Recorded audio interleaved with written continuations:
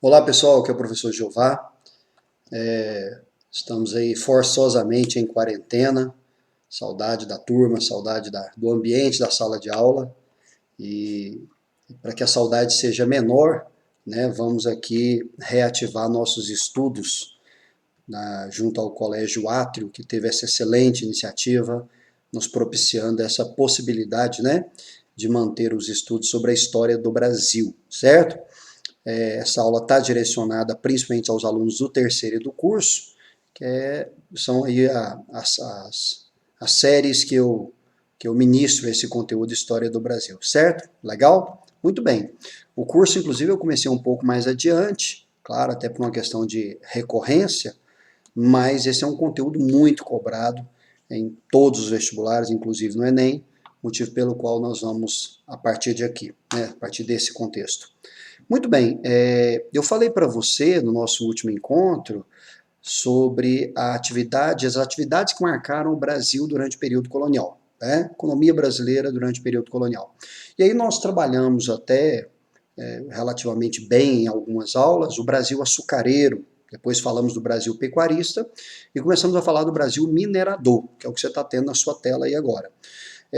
A mineração no Brasil ela foi uma necessidade crucial para a coroa portuguesa, porque desde que os portugueses aqui chegaram em 1500, o objetivo era encontrar metais preciosos. Não se esqueçam, Portugal era um país metalista, né? Então o ouro é um elemento fundamental das grandes navegações portuguesas.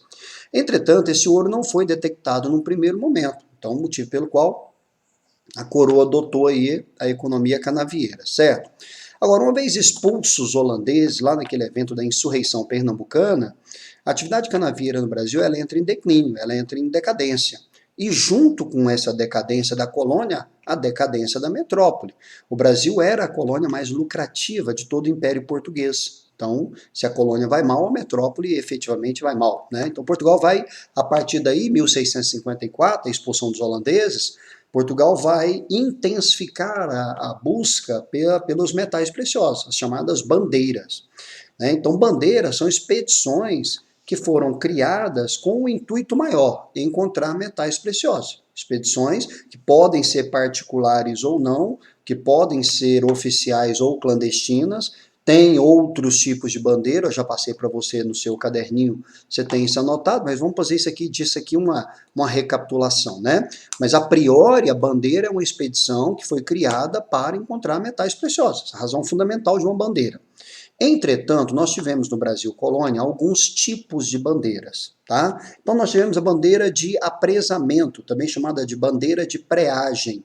Ela consiste em caça ao índio, caçar esse índio para vendê-lo como mão de obra escrava, entendendo que o índio foi sim escravizado, conforme nós já falamos numa aula anterior, né? Durante muito tempo na história do Brasil, legalmente até metade do século XVII e ilegalmente até os dias de hoje.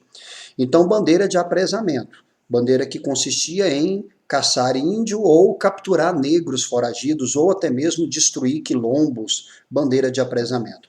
Bandeira também outro tipo de bandeira são as bandeiras caracterizadas na destruição de quilombos que podem ser de apresamento, né, e podem ser uma bandeira de contrato, um sertanismo de contrato. Você contrata aquela bandeira, aquela expedição, para cumprir um propósito. Nesse caso, destruir um quilombo, por exemplo, como foi o caso do Quilombo de Palmares, destruído pelo bandeirante, pela sua expedição, do Domingos Jorge Velho, certo?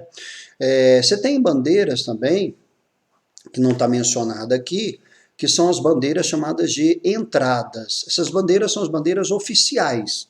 Essas normalmente são organizadas pela coroa ou pelos agentes da coroa. São as maiores, são as que dispõem de mais recursos e tudo mais, certo?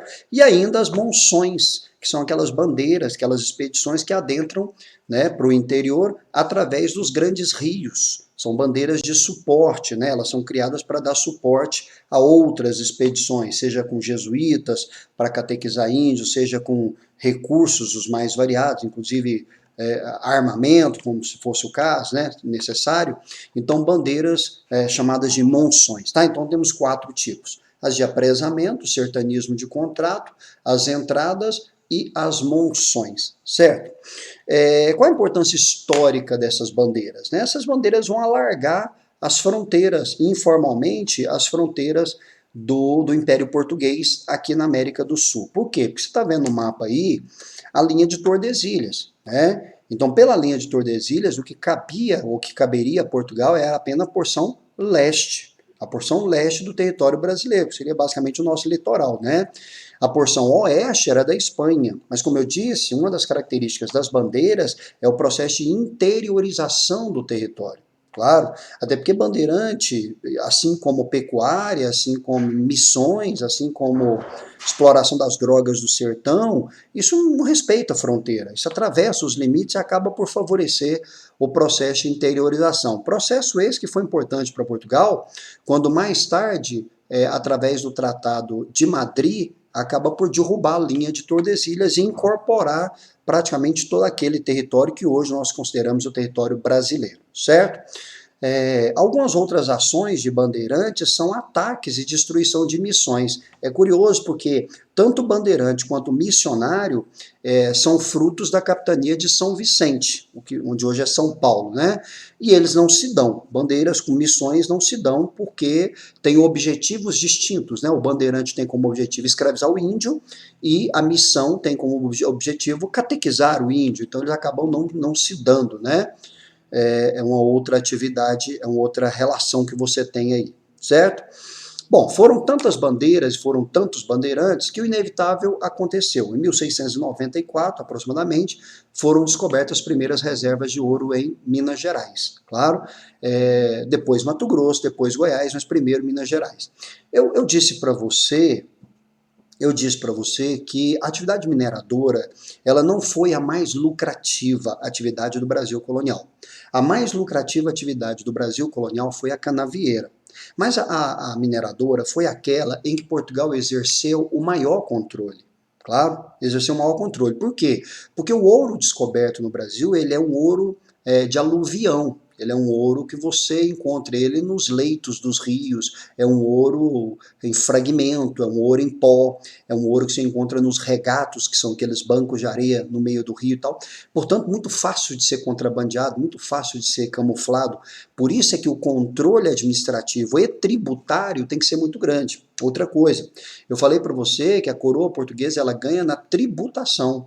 O ouro encontrado é do minerador. A gente faz confusão com isso. O ouro é do minerador. O que pertence à coroa? A parte tributável desse ouro. Por isso é que ela tem que ter um controle muito grande para saber quanto que uma determinada região produziu ou quanto foi extraído, melhor dizendo, de uma determinada região, para que a partir daí seja levantada a parte tributável da coroa, tá? Então ela só ganha na tributação, que é uma sociedade maravilhosa, porque todo o custo fica por conta do minerador e o lucro é dividido com a coroa portuguesa, certo? Alguns órgãos foram criados para controlar a região mineradora, dentre eles a Intendência das Minas, um órgão criado para administrar a região das minas. Esse é o órgão maior. Ali você tem a figura de um intendente. Claro, você tem quase um governador local que controla a região mineradora. Quando você descobre ouro numa região, a primeira coisa que a coroa portuguesa faz é dividir em lotes essa região. Eu mostrei isso para você. Uma datação. Né? Esses lotes são as datas. E por sorteio, a coroa concede o direito de explorar cada um dessas datas, desses lotes, certo? E eu repito, o ouro é do minerador. Agora, o que é que o minerador tem que cumprir com a coroa? O pagamento de impostos. Dentre eles, o mais importante é o quinto. O nome já diz, é a quinta parte de todo o ouro que foi levantado numa região, foi extraído de uma determinada região e mandado para uma casa de fundição.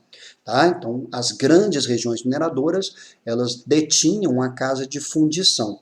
Essa instituição, casa de fundição, é uma instituição onde todo o ouro da região tem que ser mandado para lá ele é derretido, lá ele é transformado em barra, lá ele é quintado, já se extrai o quinto, os 20% daquele ouro já fica retido ali em favor da coroa portuguesa, lá ele é retido, lá ele é quintado, lá ele é transformado em barra, lá ele é selado. E só assim ele sai livre para a circulação. Né? De outra forma, o ouro encontrado no seu aspecto natural, o ouro bruto, ouro que se encontra na natureza, ele não pode circular. Esse ouro tem que ser mandado para uma casa de fundição e ele só pode circular depois que passar pelos trâmites que eu falei para você, derretimento, quintagem, transformado em barra e selado. E aí sim ele pode circular, ele é um ouro legal, certo? Uma outra forma de imposto cobrado pela coroa, já que o quinto só era possível ser cobrado dentro da casa de fundição, então as pessoas driblavam isso. Né? Os mineradores praticavam aquilo que eu falei para você como caixa 2. Declarava valor menor. Então o cara extraiu lá 10 quilos de ouro. Ao invés de mandar os 10 quilos de ouro para a casa de fundição, mandava só 5. Os outros 5 ele movimentava um mercado paralelo, né? Um mercado outro. E esse outros 5 que não foram mandados para a casa de fundição é o que nós chamamos ainda hoje de caixa 2. Então, como rolava muita sonegação, valores declarados menores e tal, a coroa instituiu em 1735 um outro imposto, a captação. A captação é um imposto cobrado relativo ao número de escravos que o minerador possuía, independente da produção, porque o quinto depende da produção. 10 quilos, 20% é da coroa. 5 quilos, 20% é da coroa. Não produziu nada, nada é da coroa. Captação não é assim. Captação é um imposto em que o minerador vai ter que pagar equivalente ao número de escravos que ele possuía. Tá? Então o cara tem 50 escravos, ele vai pagar imposto em cima de 50 escravos. Essa carga tributária, ela é uma tentativa da coroa de tentar minimizar suas perdas, porque o raciocínio é o seguinte: ouro era a forma como o quinto era cobrado, ouro você esconde, escravo é mais difícil. Tá? Então seria uma forma de você arrecadar mais, era o que se pensava. Não foi bem verdade isso não. Vocês viram, os mineradores criavam meios de driblar isso aí, por exemplo, né, em aumentar o número de alforrias, diminuir a aquisição de escravos via tráfico negreiro, desviar funções, muito embora a captação cobrava independente da área de atuação, mas o fato é que acabou não sendo um imposto tão efetivo, que não gerou um retorno mais satisfatório do que o quinto, motivo pelo qual a coroa deverá voltar a cobrar o quinto nas regiões em que ela tinha substituído pela captação. Certo? Estou rápido aqui porque nosso tempo é curto, né? É uma videoaula para manter você aceso, incentivar o seu aprofundamento, mas eu não posso dar aqui o mesmo padrão que a gente trabalha na sala de aula, senão seria inviável em termos de tempo. Muito bem. E por fim, já na decadência da atividade mineradora, claro, quando a produção, a extração cai bastante, claro, a coroa ganha proporcional ao que foi extraído, os mineradores se endividaram. E no endividamento, qual a primeira coisa que o cara deixa de fazer quando ele está endividado? Isso mesmo, pagar imposto. O cara não paga. Então esses impostos atrasados, devidos, mas não pagos, eles foram se acumulando. Tá? De tal forma que a coroa criou, a partir do Marquês de Pombal, uma das reformas do Marquês de Pombal, ela criou uma forma de receber todos os atrasados de uma vez só. Chama-se derrama. Tá? Ela instituiu aí o pagamento de 100 arrobas, está escrito errado aí, agora que eu vi, tá arrobas, não, é arroba mesmo. 100 arrobas de ouro por ano, o que dá uma espécie de aproximadamente 1.500 quilos de ouro por região mineradora. Isso gerou muitas revoltas, como tantas outras que já haviam sido geradas, né? Como, por exemplo, assim que o ouro foi descoberto, as disputas locais pelo ouro, pela região, resultou na Guerra dos Emboabas. Depois que foi criada as casas de fundição, uma nova revolta liderada pelo Filipe dos Santos, chamada Revolta de Vila Rica ou Revolta de Filipe dos Santos, e agora com a derrama você tem a Inconfidência Mineira, a principal revolta, né, relacionada à cobrança da derrama foi mesmo a Inconfidência Mineira de 1789. Tá? Outra coisa, grande parte do ouro e do diamante, porque o Brasil também teve uma grande produção diamantífera, né? Eu uso a palavra produção, mas didático, né? Extração. A extração de ouro e diamante no Brasil foi muito grande, mas grande parte dessa riqueza, na verdade, ela foi parar na mão dos ingleses. O ouro no Brasil, ele é tripartite. Uma parte desse ouro fica no Brasil, uma parte desse ouro vai para Portugal e uma terceira parte vai para a Inglaterra. Por que esse ouro para na mão da Inglaterra? Você está vendo na tela aí, ó, por causa desse tratado, o Tratado de Midway. também conhecido como Tratado de Panos e Vinhos. É um tratado em que Portugal, né, se comprometia a comprar tecidos e manufaturados ingleses e a vender vinho, bacalhau e azeite. Então pensa comigo, você está comprando tecidos e manufaturados e está vendendo vinho e bacalhau. Sua balança comercial é favorável ou desfavorável? É desfavorável. E sendo desfavorável, deficitária, grande parte da riqueza que sai do Brasil para Portugal para na mão dos ingleses, certo? E o que é que os ingleses fazem com essa riqueza? Eles financiam a Revolução Industrial na Inglaterra. Isso mesmo. Tá? Então existe um link aqui entre a história do Brasil e a Revolução Industrial Inglesa, tá? Nós, brasileiros, através do nosso ouro, através do nosso diamante, através das nossas riquezas, acabamos por financiar indiretamente a Revolução Industrial Inglesa. Perfeito? Então tá aí o Tratado de Methuen. E para a gente caminhar para o final, né, nós temos ainda algumas mudanças substanciais com a mineração. Quais são os primeiros? Aumento populacional. Descobriu ouro numa região, a primeira coisa é o rush, é a corrida do ouro. Lembra dos números que eu falei para você. Tá? Até 1694, a população de Minas Gerais era de aproximadamente 6 mil habitantes. Em 1750, no auge da atividade mineradora, essa população é de 300 mil habitantes. Então, você tem uma população que pulou de 6 mil para 300 mil. Tá? Explodiu, cresceu 50 vezes em pouco mais de 50 anos. Aumento de mercado interno, isso é uma outra característica, porque quem vai para uma região mineradora, via de regra, não vai para produzir, vai para explorar. Agora, existem aqueles que vão para suprir as necessidades da região. Então, comércio, prestação de serviço, profissionais liberais, artistas e pecuaristas, enfim, para suprir a necessidade econômica de consumo, de comércio, de mercado de uma região mineradora. Então isso fortalece muito o mercado interno e cria até uma certa integração econômica de produtos que virão de outras regiões para a região mineradora, de atividades que se desenvolverão em outras regiões para suprir a região mineradora. A pecuária era bem isso, né? A pecuária era produzida em outras regiões para atender a região mineradora, certo? Exato, olha, a integração do sul, principalmente com o gado, né? O sul criando o gado ali e o charque, que é a carne seca, né? A carne de sol, para suprir as necessidades de consumo da região mineradora. Outra característica que nós temos aí, já caminhando para o nosso final, é o deslocamento do eixo econômico do Nordeste para o Sudeste. Então, enquanto o Brasil era canavieiro, a nossa atividade, nosso eixo político, econômico, social e até mesmo cultural era no Nordeste. A partir do momento que você tem um Brasil minerador, o eixo se desloca para o Sudeste. Inclusive a capital vai descer para o Rio de Janeiro. Tá? Então no Brasil canavieiro, a capital ela era Salvador. No Brasil minerador, a capital desce para o Rio de Janeiro, certo? Interiorização, você vê no mapa aí, né, várias atividades que favoreceram essa interiorização. Urbanização, região mineradora normalmente gera o surgimento de arraiais, de vilas, de povoados, né, porque essa aglomeração de pessoas ali e tal. É uma urbanização, turma, temporária, tá? Assim, não é que a cidade vai deixar de existir, mas assim, a vida urbana ela é temporária, enquanto tem atividade naquela região. Acabou o ouro daquela região, a tendência dessa sociedade é ruralizar, e ela vai.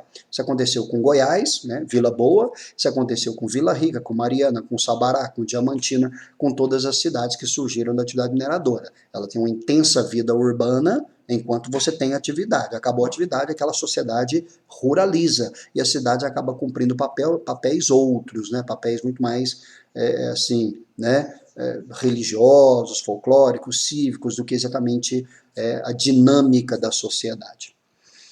Surge uma classe média urbana, né, o ouro permite isso, qualquer um pode encontrar ouro, e com esse poder que o ouro dá, você tem uma classe média urbana que vai surgir e não existia, porque no Brasil canavieiro era senhores e escravos. Ou se não era senhores e escravos, eram os homens que tinham, os homens que não tinham.